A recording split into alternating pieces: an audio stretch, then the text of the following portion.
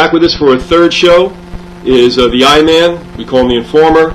You can go to the website atgpress.com, and on that page, click on Informer, and you'll hear, you'll read a lot about what we're speaking to today. And thanks very much for coming back on again, I-Man. Yeah, thanks. I enjoy it. At least I can get some of the thing out over the airways rather than through the mails. Well, yeah, it's good to do both, by all means. I mean, they both resonate one with the other, but I think you do get a wider audience when you do have it on a radio or TV or whatever. Right. And since I was going to say community TV seems to be going away to nickel candy, we're still trying to keep things going with local radio, pirate radio, and also the Internet, which is a great boon for as long as they don't tax us into oblivion. That's true. All right, what are we talking about today? Okay, this is still on the Crown, and I had wrote this up so I could disperse it on the show, and the Crown is actually what controls the country, and in the Crown they have, now the Crown is not the king, to be quite frank on that, so that the people don't think when I say the Crown they're talking about the King or Queen of England. What is the Crown? The Crown is the group of men that set together and became the exchequer of the king. In other words, the bankers, the money lenders, and so on and so forth. And they have total control. And part of the money lenders and the Crown today is the Federal Reserve in this country. And just about any of the banks of any country that started is under the control of the Crown, because the Crown is the banks, or are the banks. So with that, what I have to do is start out that the bank, the Crown, they got to have lawyers and or legal people, so on and so forth, and that's what they have now. They're called the Temple. So the Crown has a temple, just like the judiciary system in this country. There's lawyers, and there's different types of lawyers. So in this one, all the legalistic scams are promoted by the exclusive monopoly of the Temple Bar, and the Bar Association franchises come from the four inns or temples of the court from the Crown. They're the Inner Temple, the Middle Temple, Lincoln's Inn, and Gray's Inn. These inns or temples are exclusive and private country clubs. They're secret societies, actually, in the world of commerce. They're established and founded early in the 1200s. And the Queen of England are current members of both the Inner and the Middle Temple. Gray's Inn specializes in taxation, legalities by rule and code for the Crown. And the Lincoln's Inn received its name from the 3rd Earl of Lincoln around 1300. If you read Charles Warren's book, The History of the American Bar, you will see that he goes back to the year 1355, when bar associations became known throughout the world. That's when they finally sunk their teeth and became an entity.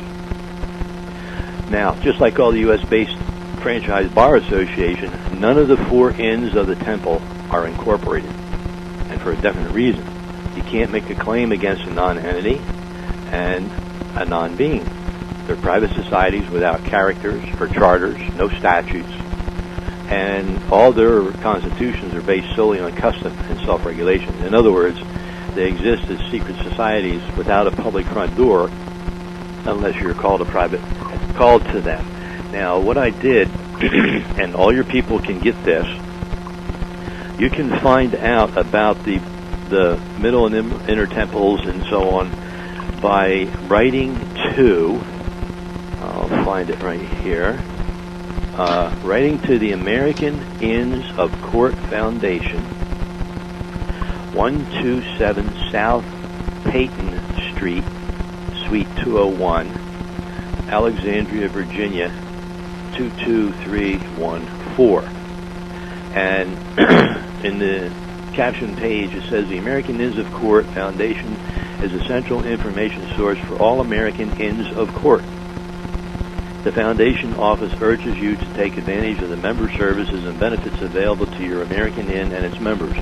Furthermore, if you should have any questions or require more information on any aspect of American Inns of Court, please contact the Foundation Office, which I just gave you the address.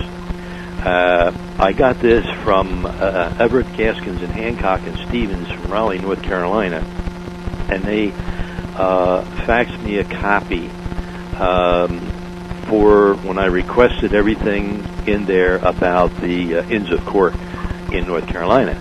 So they gave me that, and then I went to the Secretary of State's office and in 1998, and they gave me the American Inns of Court Foundation in Durham, North Carolina, and it says contributions are deductible, and it has a classification is an educational organization, no assets, no income amount, and the filing requirements is a Form 990 gross receipts do not exceed $25,000. A group affiliation is subordinate with a group ruling. That's all that is on the Secretary of State's office concerning the Inns of Court. There's one in Greensboro, North Carolina. There's one in Cary, North Carolina. And then, of course, they have the Bar Association itself as an educational organization. And its principal activity, it's interesting, other instruction and training, study and research, legal aid to indigents. And the asset amount is $10 million, and the income amount is $3 million. And again, it's an independent organization or an independent auxiliary. And of course, they don't tell you this, but it comes from the British Crown. So, based on that, while the Inner Temple holds the legal systems franchise to steal from Canada and Great Britain, the Middle Temple has its legal license to steal from America. This comes directly through their Bar Association franchises of the Middle Temple through the Crown Temple. Would you say that again? Who has the license in this country? The Middle Temple of the Crown.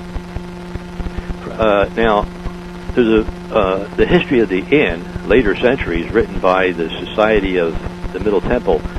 You can see the direct tie to the Bar Association franchises and its Crown signatories in America. And here's a quote. Call to the bar of keeping terms in one of the four inns is a prerequisite to call at King's Inn until late 19th century. In the 17th and 18th centuries, students came from the American colonies and many from the West Indian islands. The inn's records would lead one to suppose that for a time there was hardly a young gentleman in Charleston, that would be, I'm assuming, South Carolina, who had not studied here. 5 of the signatories of the Declaration of Independence were Middle Templars, and notwithstanding it and its consequences, America continued to come here until the War of 1812, end of quote. So that means that all licensed bar attorneys must keep the terms of their oath to the Crown Temple in order to be accepted or called to the bar at any of the King's Inns. And they have an oath and a pledge in terms of allegiance to Crown Temple. It's not to the United States, it's not to you, not to me, because we're the bottom of the pecking order when it comes to the attorneys. Their first allegiance and duty is to the court. The second is to the public, which means government. And the third is to you. So every one of us that hires a lawyer takes back seat to whatever it's done, and he has to go with what the judge says, sitting up on the bench. That's his boss. If he tells him to shut up, he shuts up. If he says, I'll find you in contempt of court for this, well, he knows that he's on thin ice. So with that and known, it's a real item to know that the middle inner of the Crown Temple was publicly acknowledged that there were 5 Templar attorneys under solemn oath that signed the Declaration of Independence, okay? So that means that both parties to the Declaration Agreement were the same origin, the Crown Temple. So if you don't understand the importance of this, then there's no international agreement or treaty that will ever be honored or will ever have lawful effect when the same party signs as both the first and second parties. Just like the banks, they front both sides of any war. It's merely a worthless piece of paper with no lawful authority when both sides to any agreement are actually the same, and that's what it is. That's where the fraud has been pulled on the American people. So in reality, the Declaration of Independence was nothing more than an internal memo of the Crown Temple made among its private members. They're the only ones that signed it. Now, example, Alexander Hamilton, he was one of the numerous Crown Templars who was called to their bar. 1774, he entered King's College in New York City, and that was funded by the London's King's Inn, now named Columbia University. 1777, he became a personal aide and private secretary to Washington during the American Revolution. May of 1782, Hamilton began studying law in Albany, New York, and in 6 months he had completed a 3-year course of studies. That's pretty good, right? Yeah. He passed his examinations and was admitted to the New York Bar. Of course, New York Bar Association was and is the franchise of the Crown Temple through the Middle End. The New York Bar? Yes. In fact, New York has a total different aspect than any other city in the country, and it's really the seat of all the power because of the Crown. Does that, now again, I know I'm bad about this, so